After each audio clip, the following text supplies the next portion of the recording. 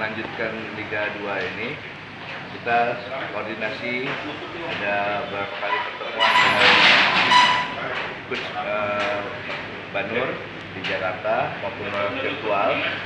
Ternyata beliau memang masih membutuhkan untuk beberapa tambahan, karena slot kita saat ini 26, masih ada kalau nggak salah regulasinya 33, jadi masih ada kira-kira 7 kosong space-nya, masih bisa ditambah, dan kemungkinan itu pemain itu sudah kita hubungi, sudah komunikasi, dan kemungkinan pemain itu bersedia untuk kerjasama sama kita.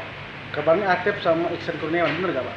Betul, kita sudah komunikasi dengan Iksan, sudah intens sama Iksan. Iksan kemarin sempat cedera, saat ini lagi recovery. Terakhir saya komunikasi sama Iksan selalu cerita bahwa dia sudah mulai main game-game kecil untuk penguatan ototnya lagi. Insya Allah dia pada saat nanti udah bisa main lagi. Untuk Atep, saya sudah komunikasi, pertama kali sudah kita komunikasi lewat media official kita.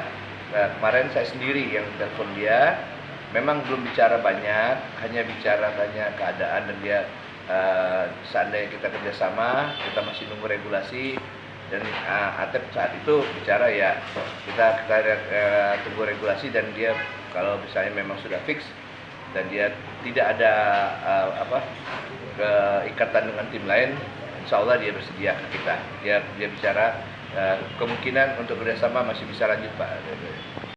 Betul, memang masih ada bicara untuk posisi yang dianggap sama tim kepelatihan itu masih harus dibenahi.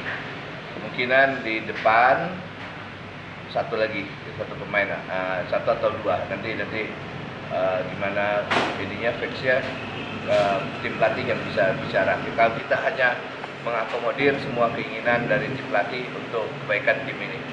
Artinya untuk posisi depan ada dua syarat. Bisa ada dua, winger sama striker.